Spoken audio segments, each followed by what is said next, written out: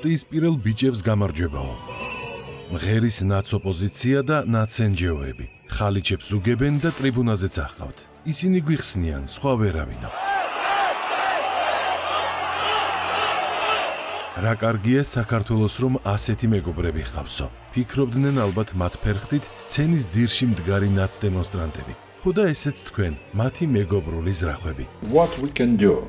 რა შეგვიძლია ჩვენ ბალტიის ქვეყნებს გავაკეთოთ ქართველი ხალხისთვის, რათა დაამარცხოს ოლიგარქი, რომელმაც მიიტაცა ქვეყანა ისე, როგორც ეს იანუკოვიჩმა გააკეთა უკრაინაში, მაგრამ მაიდნის რევოლუციამ დაამხო. ეს სცენარი უნდა ვიქონიოთ მხედველობაში.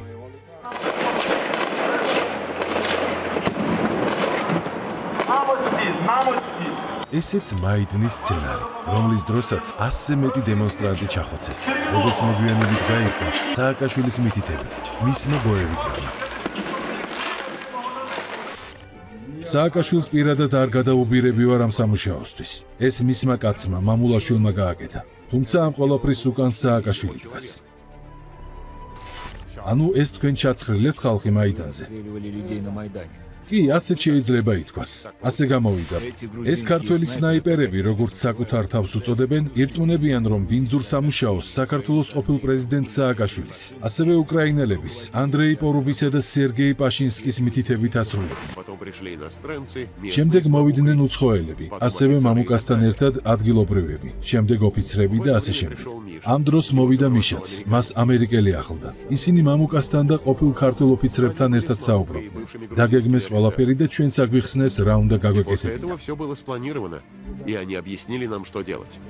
ტრამპის ადმინისტრაციამ გაამჟღავნა, რომ მაიდნის მოსაწყობად თეთრმა სახლმა 1 მილიარდი დახარჯა. რამდენი ერგო სააკაშვილს და მის ბოევიკებს უცნობია. მაიდანზე 108 დემონსტრანტი და 13 პოლიციელი დაიღუპა.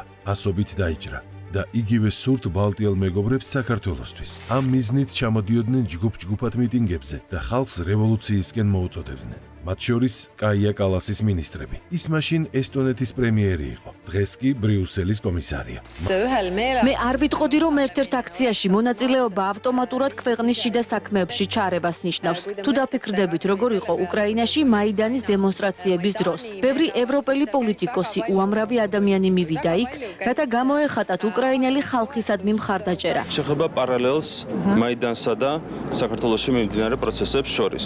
მე ყველას მინდა უთხრა, რომ მაიდანს ვერავინ ვერ აღერცება საქართველოში. მე მინდა შეგახსენოთ უკრაინისთვის რა იყო მაიდნის შედეგები. მაშინ რეალურად დანიშნეს უკრაინის ხელისუფლება ჯერ ერთხელ მერე მეორედ და საბოლოო ჯამში ვინც დანიშნა გარედან ხელისუფლება იმას პასუხისმგებლობა აღარ აუღია იმ მოვლენებზე, რომლებიც შემდეგ განვითარდა უკრაინაში. მაიდნის სცენარით Deep State-მა უკრაინის არჩეული პრეზიდენტი, რომელმაც მარიონეტობა არის სურვა, დაამხო. შემდეგ კი კომედიანტი ზელენსკი დასვა სათავეში და მისი დახმარებით რუსეთთან პროქსი ომი გააჩაღა. ისევე როგორც 2008-ში სააკაშვილის დახმარებით გატესტა ომი რუსეთთან. თუმცა 3 წლის წინ, როდესაც საქართველოში მეორე ფრონტი დასჭირდა, უარი მიიღო და მარიონეტი ნაცმოძრაობის დაბრუნება გადაწყვიტა.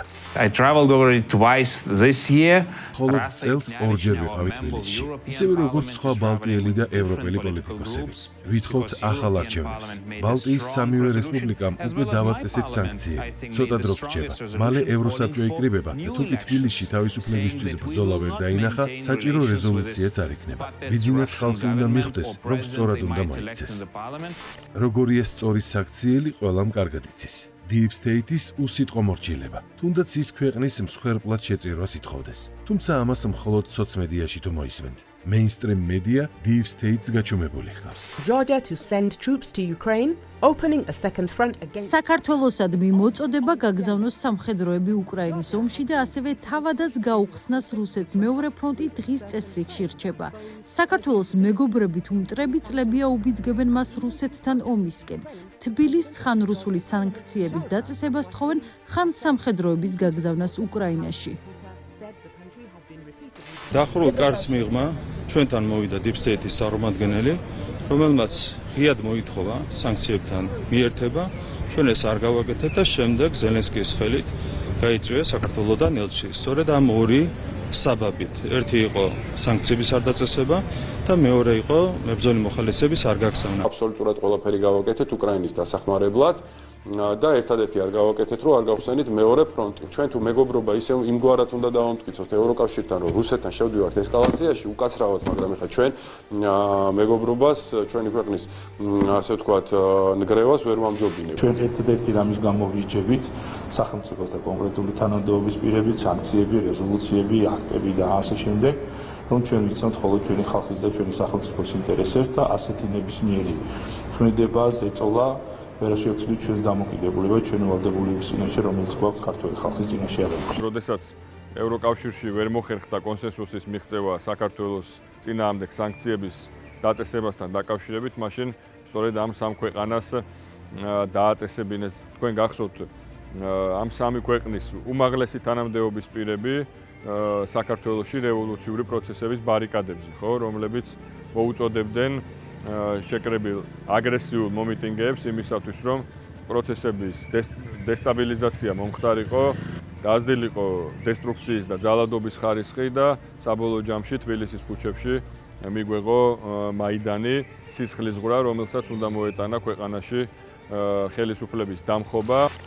Deep State-ის ინტერესი რუსეთის დასუსტება, რისთვისაც თავის ნებისმიერ პროქსი ქვეყანას გასწირავს და ბალტიელ მეგობრებსაც სწორედ ამის ეშინიათ. ამიტომ უნდათ, რომ უკრაინაში ომი არასდროს დასრულდეს და საქართველოც ამ პროქსი ომში ჩაებას. თავისი გეგმა Deep State-ს და მის სტრატეგებს არასდროს დაუმალავ. რუსეთის დამარცხების საუკეთესო გზა მის გარშემო მდებარე ქვეყნების გაძლიერება. უკრაინა უკვე საქმეშია და უნდა განვაგრძოთ მისი დახმარება. შემდეგ მოდის მოლდოვა და საქართველო. ხოლო ბოლოს ამ რიგში ბალტიის ქვეყნებია, რომლებმაც რუსეთის შემაკავებელი როლი უნდა შეასრულონ. ხო, მაგრამ ამ სამოქმედო გეგმას ევროპის გვერდში დგომა სჭირდება. ვფიქრობ, ბალტიის ქვეყნები და პოლონეთი ჩვენს თამაშს ითამაშებენ, მაგრამ დანარჩენ ევროპაზე იგივეს დარწმუნებით ვერ იტყვი. ბალტიის ქვეყნები Deep State-ის თამაშს კი თამაშობენ, თუმცა საკუთარი თავის დაზიანებას მეზობლების გაწირვა ურჩევნიათ. უკრაინა იქნება ეს მოლდოვა თუ საქართველო. დემოკრატიის შირმა სამოფარებული, ყველაფერს აკეთებენ, რომ მათ მაგივრად სხვებმა იომონ. ვიდრე რუსები უკრაინაში იბრძვიან, ლატვიის საზღვარზე შედარებით მშვიდი ვითარება იქნება. ეს განცხადება ლატვიის სამხედრო დაზვერვისა და უსაფრთხოების სამსახურის ხელმძღვანელმა ინდული კრეკისმა ლატვიურ ტელეკომპანიასთან ინტერვიუში განაცხადა. უწყებაში მიიჩნევენ, რომ უახლოესი 1 წლის განმავლობაში ლატვიაზე პირდაპირ სამხედრო თავდასხმა ნაკლებად სავარაუდოა, თუმცა ამის ალბათობა შესაძლოა გაიზარდოს უფრო გრძელვადიან პერსპექტივაში. სწორედად ეს არის, რომ ლატვიის დაზვერვის უფროსმა, ისევე როგორც ლატვიის პრეზიდენტმა აღიარეს, რომ უკრაინაში ომი მათი თავდაცვის ერთ-ერთი გარანტია არის. უყურეთ, როგორი ავაზაკობაა და არახუმანურობაა, არ ვიცი, ყველანაირი არარაობაა, რომ ვითომ მხარს უჭერ ომით განადგურებულ უკრაინელ ხალხს, მაგრამ გაწყობს, რომ რაც შეიძლება მეტად გაგრძელდეს იქ სისხლის ზღვრა, რომ შენ დაცული იყო. თუ უკრაინა დაეცა და ვეღარ შეეწინააღმდეგა, რას მოიმოქმედებს რუსეთი? მოადგება ბალტიისპირეთს, ასე რომ უკრაინა ახლა ჩვენს მაგივრად იბრძვის. და ამ დროს ევროპაში ბევრს არ სურს, რომ ომი გაგრძელდეს, რაც ძალიან ცუდ ხასიათზე მაყენებს. ომი არ უნდა დასრულდეს, სანამ უკრაინას ბრძოლა შეუძლია. ანუ იომონ სანამ ყველა არ დაიხოცება. მთავარია ომი ჩვენ არ შეგვეხოსო. იმავე სითხოვენ საქართველოსგან. იციან, რომ თუ Deep State-მა ნაცმოძრაობის დაბრუნება შეძლო, მეორე ფრონტსაც ადვილად გახსნის და შემდეგ ვინ იცის, იქნებ რუსეთი მართლაც დასუსტდეს და ბალტიელთა კომფორტიც არ დაირღვეს. ეს სურვილი აქვს, რომ რამენაირად ბერკეტები ჩაიგდო ხელში, რომ ნებისმიერ დროს ეს იქნება გეოპოლიტიკური ბატალიები, გეოპოლიტიკური კატასტროფა, ეკონომიკური, ვთქვათ, გარკვეული მაქინაციები, საქართველოს იქნას გამოყენებული ბრიუსელის ბიუროკრატიისთვის, ამ შემთხვევაში ბალტიის ქვეყნებისთვის და ეს იქნება რუსეთი, ჩრდილოეთი, სამხრეთი, მნიშვნელობა არ აქვს ქვეყნის დასახელებას, ამ შემთხვევაში საქართველოს უნდა ითამაშოს მშვიდობიანობის დროს, ვთქვათ, საჯილდაო ქვის როლი, ომის დროს საზარბაზნე ხორცის როლი. საქართველომ ეს ომი 2008-ში გამოიარა და აღარ უნდა რუსეთის წინააღმდეგ იარაღად გამოიყენა. ამ ფონზე რაელის ბალტიისპირა ქვეყნებს. Otherwise we will become ჩვენ შესაძლოა მეორე უკრაინად ვიქცეთ, სადაც ვხედავთ ხომ რაც ხდება. მილიონამდე უკრაინელია დაღუპული და გვინდა იგივე ბედი გავიზიაროთ. No, the answer is no. პასუხია არა, კატეგორიულად არა. უბრალოდ როგორ შევეწინააღმდეგოთ მათ, ვინც ასეთ მომავალს გვიმზადებს და თან ამას რომანტიკულად წარმოაჩენს. აშკარად შეშლილები არიან. We are now მე fighting. პირადად ვებრძვი ამ სიკიშეს და სხვაც ბევრია, ვინც ეწინააღმდეგება. There's neocons in the US who said ამერიკაში ნეოკონსერვატორები აცხადებენ, უკრაინას რუსეთისთვის მეორე ავღანეთად ვაქცევთო და მიაღწიეს კიდეც ამას. იმედია ბალტიის ქვეყნებს იგივე არ დაემართებათ. იმედია არ დაემართებათ. არავინ საქართველოში მათ ამას არ უსურვებს და მაშინ თავად რატომ ცდილობენ, რომ უკრაინა ან საქართველო გაწირონ. ექსპერტები ამბობენ, რომ თავის გადასარჩენად მეზობლის გაწირვა ბალტიის ქვეყნების ისტორიის ნაწილია. ისტორიამ კი გამეორება იცის. 100,000 ებრაელი ჩაცხრილეს ლიტვაში, პონარიში. ბევრი ეცადა გაქცევას, თუმცა ამაოდ. თითოეული თავში თითო ტყვიით ადგილზე დახვრეტეს. მთელი ოჯახები, რომლებიც დახვრეტისას ერთმანეთს ეხუტებოდნენ.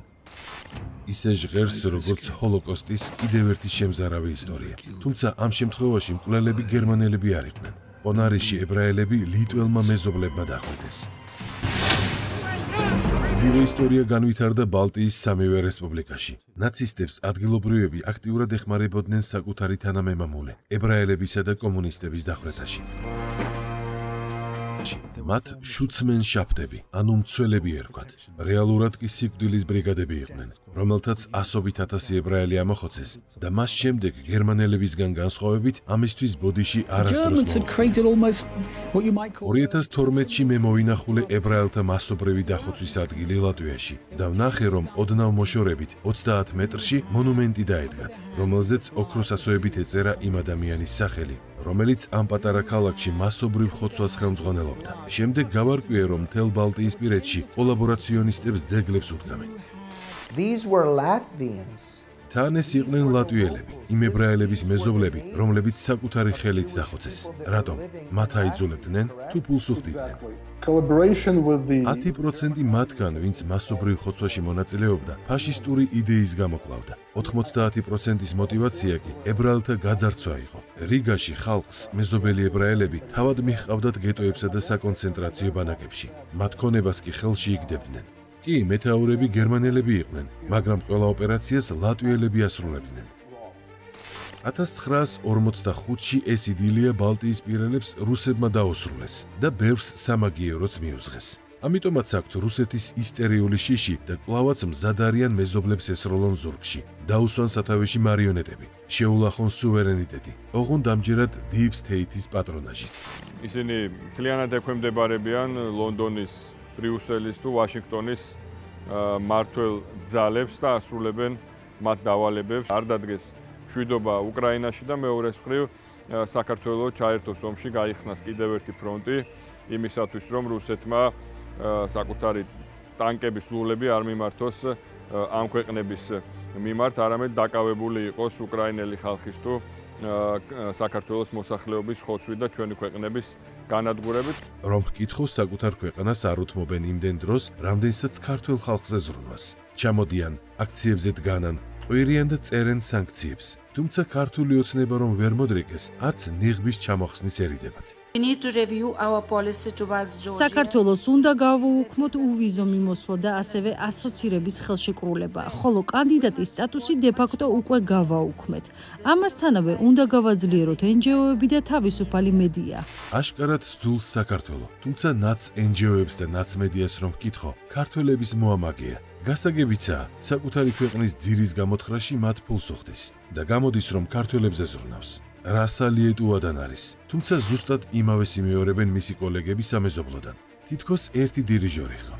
ეს არის პირდაპირ ბრიუსელის ბიუროკრატიის ნაკარნახევი, ეგრეთ წოდებული სოროსის სინდიკატის ნაკარნახევი, რომ მათ უნდა შეასრულონ დირიჟორის როლი საქართველოსთან მიმართებაში. მათ მაქსიმალურად წნეხი უნდა მოახდინონ საქართველოზე, რომ ერთი ბრიუსელის ნარატივი გაატაროს საქართველომ და მეორე შესაბამისად, რა თქმა უნდა, ბალტიისპირეთის ქვეყნები რაღაცა გარკვეული თვალსაზრისით დაცული იქნენ რუსეთის პოტენციური საფრთხის. ბალტიისპირეთის ქვეყნები მხოლოდ ამ შემთხვევისათვის თამაშობენ იმ როლს, რომ საკუთარი თავისუფლ საფრთხეება ჰქონდეთ და ამავე დროს ასრულებენ დავალებას იმ Deep State-ისა, იმ გლობალური ომის პარტიისა და სამხედრო-სამრეწველო კომპლექსის, რომელიც უკიდეგანოდ მდიდრდება ამ ომში. ჩვენ მოუწოდებთ ევროკავშირს ჩამოართვას საქართველოს ვიზა ლიბერალიზაცია და ვფიქრობ ამას მოვახერხებთ, რადგან პროცესის დასაწყებად 15 წევრის თანხმობა ასაჭირო. ჩვენ უნდა ვაჩვენოთ მთავრობას, რომ საქციელი შესაძლებელი აქვს. დარბოდა რადიკალების მიტინგებზე და უნდა ითქვას აი ამ ცაჰკნას, ასე თქვათ, ჭყალებში სასიხარულოდ, რომ მის პარტიას ესტონეთი 2000 თუ 2020 აღარ მახსოვს, რაც არის მისი პარტია, აქვს 2.6% რეიტინგი, მაგრამ კოალიციურ მთავრობაშია და ცალკე პარტიას 3%-იანი ბარიერის გადალახვის საშუალებაც არ აქვს და აი ზუსტად აი ასეთი ლუზერები, პოლიტიკური არარაობები, რასაც ასე თქვა ბრიუსელიდან უკარნახებენ, იმას იმეორებენ. ამბობს, რომ ქართული ნაცმედია დახმარებისთვის მასაც მიადგა და უკან გაუსტუმრებია. ბრიუსელის სქელი ჯიბე ესტონეთს არ აქვს, რომ ტყუილად რამე მიიღოთ. ჯერ უნდა დაიმსახუროთ. ახლახან მქონდა საუბარი ქართულ ჟურნალისტებთან. მეკითხებოდნენ, რით შეგიძლიათ თბილისში ქუჩის აქციებს დაეხმაროთ. მე ვუთხარი, ჯერ საკუთარ თავში ჩაიხედეთ, განასაკმარისად ებრძვით, ისე უნდა იომოთ, თითქოს თქვენ გარდა სხვა არავინ არის ბრძოლის ველზე. მხოლოდ ამის შემდეგ მიიღებთ დახმარებას დასავლეთიდან მეთქი. ასე რომ გასაკვირი არ იქნება, ნაც ჟურნალისტები ამიერიდან მიკროფონის ნაცვლად თოფით თუ დაუწყებენ რესპონდენტებს დევნას და გალანძღვის ნაცვლად ესვრიან. იქნებ ასე მიაღწიონ არეულობას, გადატრიალებას და რუსეთთან ღია კონფლიქტს. თორემ სანქციებითა თუ ქუჩის დადგმული აქციებით Deep State-ის ამოცანა ვერ შეასრულეს. სანქციებმა შესაძლოა ვერაფერი შეცვალოს, როგორც ეს ვენესუელაში მოხდა, მაგრამ თუ იქნება ხალხის მასობრივი პროტესტი, მაშინ გვექნება ცვლილება. ეს უკვე ნანახი გვაქვს უკრაინაში. ასევე ფილიპინებზე, სადაც მმართველი მარკო თვით ფრინავში ჩასვეს და გაისტუმრეს ქვეყნიდან. ასე რომ ეს შესაძლებელია, თუმცა არ ვიტყვი, რომ ადვილია. Deep State-ის სტრატეგი მაკკეინის ინსტიტუტიდან ამას რამდენიმე თვის წინ ამბობდა. როცა USAID ქართულ მეხუთე კოლონას ქუჩის აქციებს უხვად ჯერ ისევ უფინანსებდა. ახლა კი ისევ ძველ ხავსს ეჭიდებიან, რომ იქნებ ხალხი ტყუილ დაპირებებზე წამოაგონ. უკრაინაში რუსეთის დამარცხება საქართველოს და მოლდოვას ახალ პერსპექტივას მისცემს, რაც ამ წუთას მათთვის შესაძლოა მკაფიო დარჩანდეს. მაგრამ ეს ფაქტია. მე და დევიდი ახლახან ვიყავით საქართველოში, სადაც ოპოზიცია მხრებ ჩამოყრილია. სამაგიეროდ მოლდოვა არის ყოჩაღად, სადაც მაიამ ხელმეორედ მოიგო არჩევნები. ასე რომ რუსეთს მის ირგვლივ მდებარე ქვეყნები ბოლოს მაინც მოაქცევენ ცეცხლის რკალში. და იქნებ ეს ბალტიისპირეთმა დაიწყოს, სხვებს რომ მოუწოდებს ომისკენ. ცეცხლს თუ არ დაანთებს, რუსეთისთვის დაწესებული ეკონომიკური სანქციები მაინც შეასრულოს. 2023 წელს საქართველოსთან შედარებით 50 მილიონი დოლარის ღირებულებიც მეტი ღვინის ექსპორტი მოახდინა ლიეტუამ რუსეთში, ამაჩვენებლით მსოფლიოში ღვინის ერთ-ერთ ყველაზე უმსხვილეს მწარმოებელ იტალიასაც კი გაუსწრო. იცით რომ კაია კალასის ესტონეთის ყოფილი პრემიერ-მინისტრის მეუღლე დაკავებული იყო მრავალმილიონიანი ბიზნესის წარმოებით რუსეთთან და მაშინ როდესაც საქართველოს მოუწოდებენ რუსეთის წინააღმდეგ გალაშქრებისკენ, სანქციების დაწესებისკენ, ომში ჩართვისკენ, ისინი ხეირობენ, ფულს შოულობენ რუსეთთან ვაჭრობაში და ურთიერთობაში. ლიეტუვა არის მთავარი ექსპორტიორი რუსეთში ღვინის შეტანის თვალსაზრისით წარმოიდგინეთ. პირველ ადგილზეა ლიეტუვა. ანუ აქ არა მხოლოდ ეჭვი, არამედ დადასტურებით შეგვიძლია ვთქვათ, რომ ლიეტუვა არის შუამავალი ქვეყანა, რომელსაც ვთქვათ ევროპიდან, შეიძლება ვთქვათ სამხრეთ ამერიკიდან, აზიიდანაც თუნდაც შეაქვს რუსეთში საკუთარი ქვეყნის გავლით ღვინო. ოღონდ ამავდროულად პოლიტიკურად ისინი ჩვენ გვიგზავნებენ ყველანაირ ურთიერთობას, მოგვიწოდებენ რომ ყველანაირად ეკონომიკურ სანქციებს შეუერთდეთ. ეს ხომ ფარსია, ნონსენსია და კლასიკური პოლიტიკური შულერობაა, რომ ამბობდე, რომ ვითომ რუსეთის წინააღმდეგ ხარ უკრაინის ხალხს იცავ და უკრაინის სისხლის ხარჯზე ვაჭრობდე რუსეთთან ფარულად, შავი ხვრელებით თუ გვირაბებით და ამ დროს საქართველოს ამონათებდე, რომ რატო არ დააწესეთ სანქციები რუსეთზე, როდესაც საქართველოს ჩამოიქცეოდა საქართველოს ეკონომიკა და ცხოვრება და რუსეთს საერთოდ არაფერი არ დააზარალებდა, ერთი ქალაქის უბანსაც კი არ დააზარალებდა და ამ დროს თვითონ ვაჭრობენ. ამას რა ქვია? შეგვიძლია ბალტიელთა ისტორიული ხასიათი დავარქვათ. მეზობლების განადგურების ხარჯზე პირადი კომფორტის მოწყობა. მარტო ღვინის ექსპორტზე არ არის საუბარი და არც მხოლოდ ლიტვაზე. სამივე ქვეყნიდან ფართო ვაჭრობაა რუსეთთან გაჩაღებული ყველა საანქცირებულ კატეგორიაში.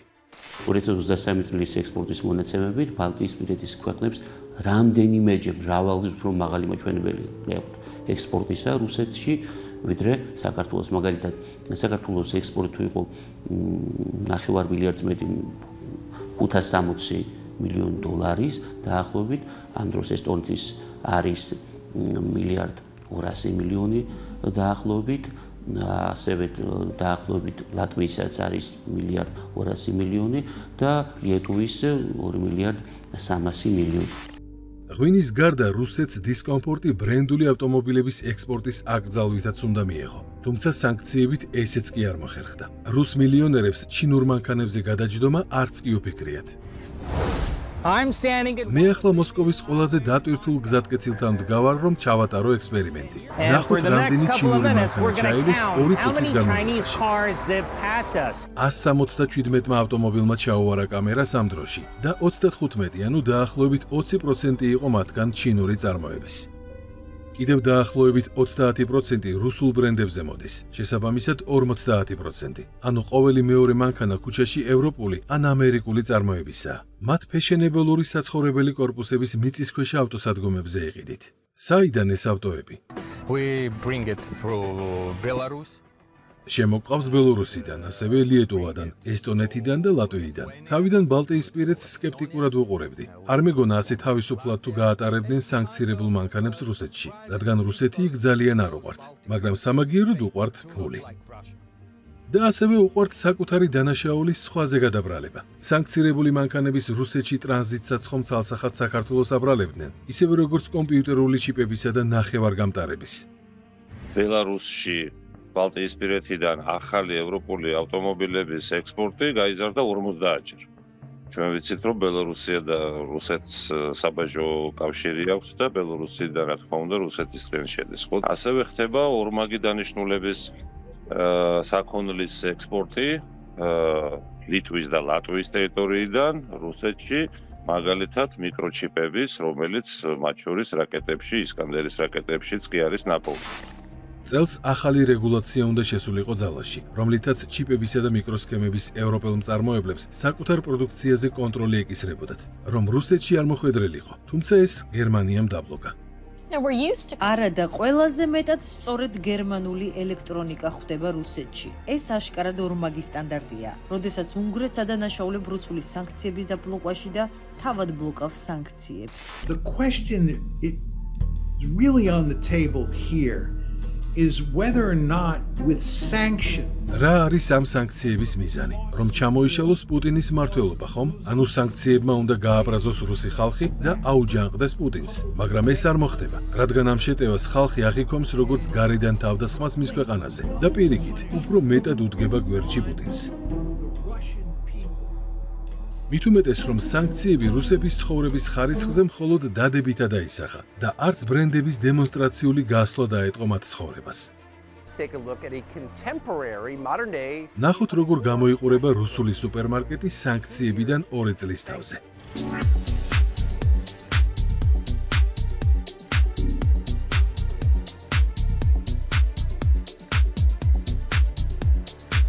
But these are all seem to be Western products, Mars, Twix, Snickers. უამრავი დასავლური ბრენდია, მათ შორის სალაროსთან, Mars-ი, Twix-ი, Snickers-ი, Milky Way, Bounty, Gillette-ი, Mentos-ი. სანქციების შედეგი არ საჩანს. Non-sanctioned to me, but so we were guessing what this. ნახოთ, რა დაჯდება ყველაფერი, რაც შეიძლება ადამიანს სუპერმარკეტში დასჭირდეს. And we all came in around $400. რაც აქ ავიღეთ, ჯამში $400-მდე დაჯდებოდა ამერიკაში. აქ კი $104 გადაგვახტევინეს. ასე რომ ამერიკული პროპაგანდა ბოროტების სავანეზე, კორუფციასა და გაჭირვებაზე სრული ბლეფია. საკმარისია რუსულ მაღაზიებში ივაჭროთ, რომ ჩვენი მთავრობის რადიკალი ოპოზიციონერი გახდებით. არ ვიგონებ არაფერს, მართლა ასეა. და ამ წაგებულ ეკონომიკურ ომში სურდათ შეეგდოთ საქართველო. თავად სრული ფინანსური მოგება მიიღოთ რუსეთთან ვაჭრობით.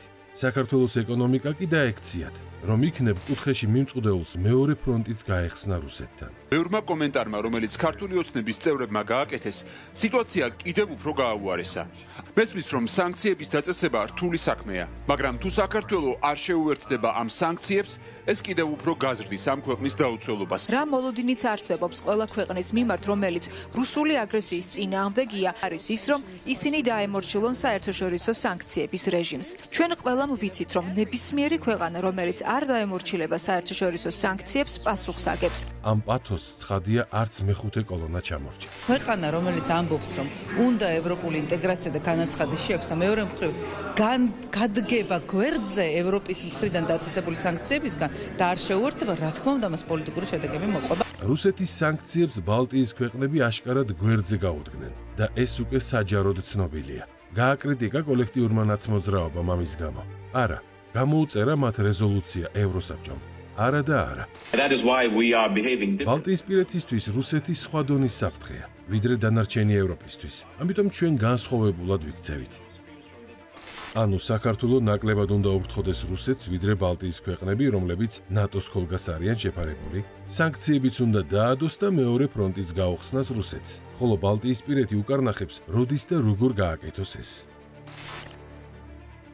თუ ასეთი ძლიერები და მაგრები არიან, რატომ არ ჩაკეტავენ მოსკოვიდან რიგისაკენ მიმავალ დღევანდელ დღემდე რკინიგზას, რომლითაც მოსკოვი უკავშირდება ყოფილ კენისბერგს, ანუ იმ ტერიტორიას, რომელიც მეორე მსოფლიო ომის შემდეგ მიიღო რუსეთმა.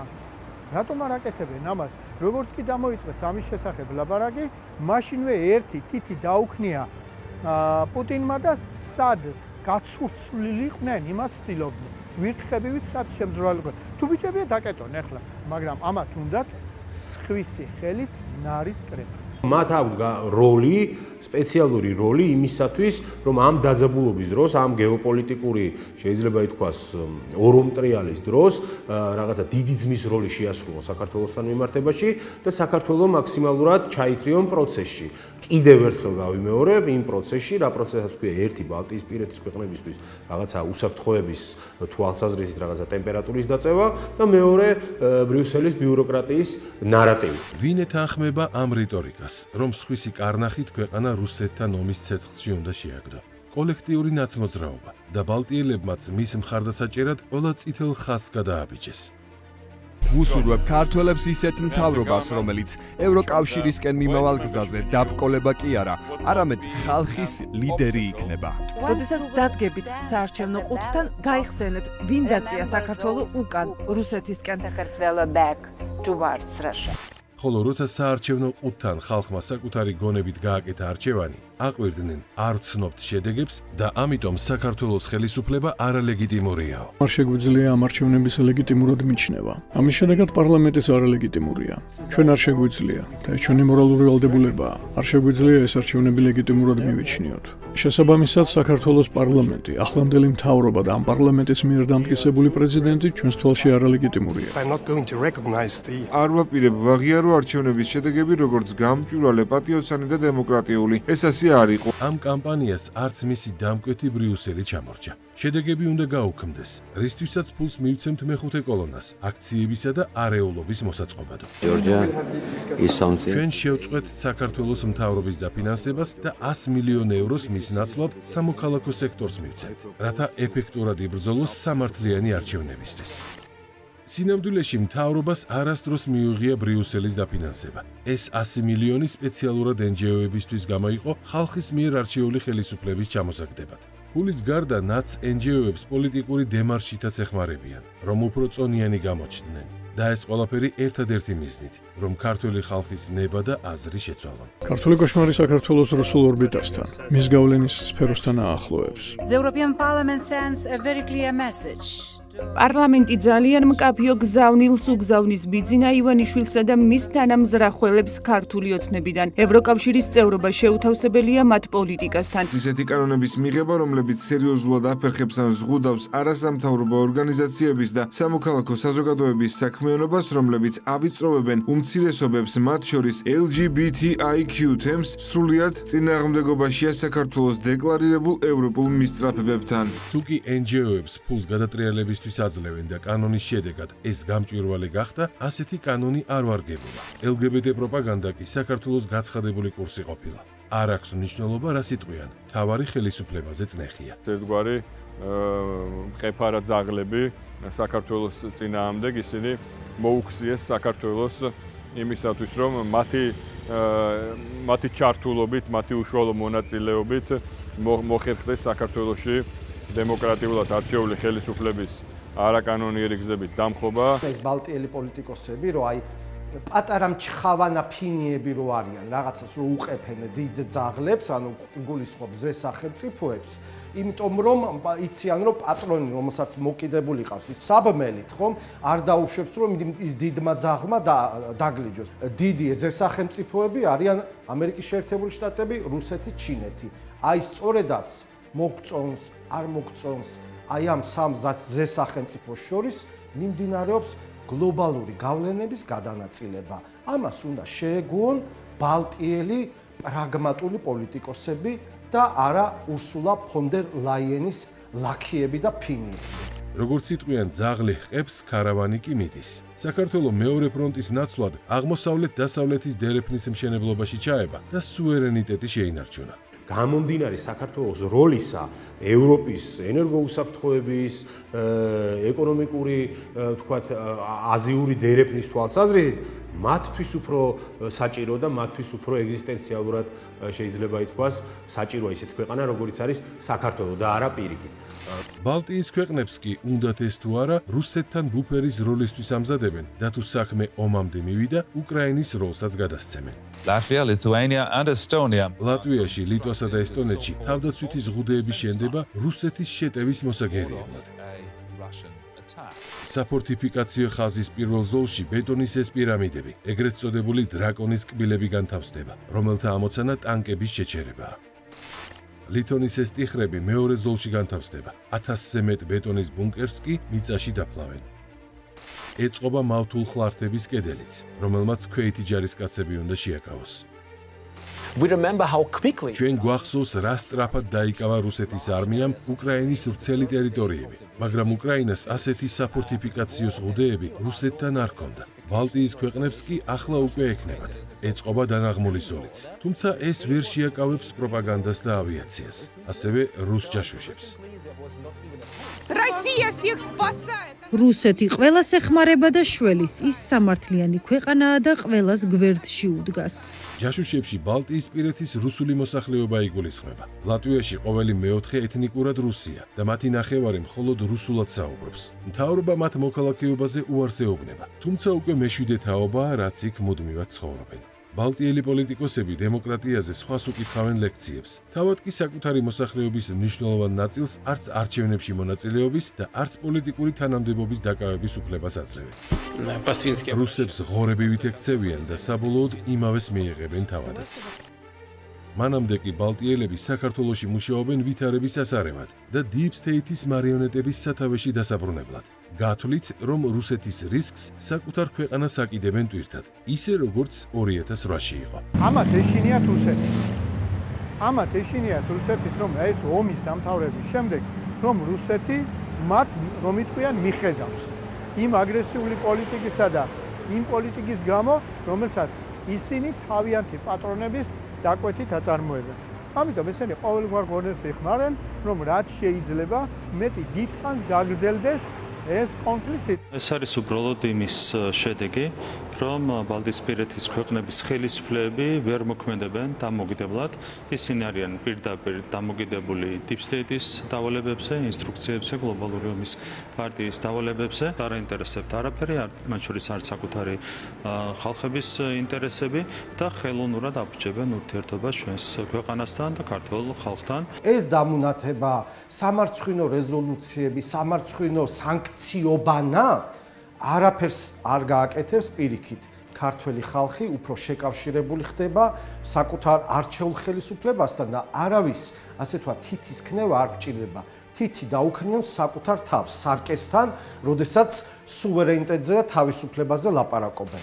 უფრო უკეთესი კი იქნება, თუ საკუთარი ქვეყნების პოლიტიკას დაუთმობენ მეტ დროს. თორემ ნატოს სხვა სცენარიც აქვს მზად, რომელშიც რუსეთი ბალტიისპირა ფორტიფიკაციებს გადალახავს. ამიტომ სამხედრო ზღუდეები ფინეთში, პოლონეთსა და გერმანიაშიც ეწყობა. და ეს პროექტი ნატომ ჯერ კიდევ 2023-ში დაამტკიცა, როდესაც დარწმუნდა, რომ უკრაინაში რუსეთს ვერ ამარცხებდა.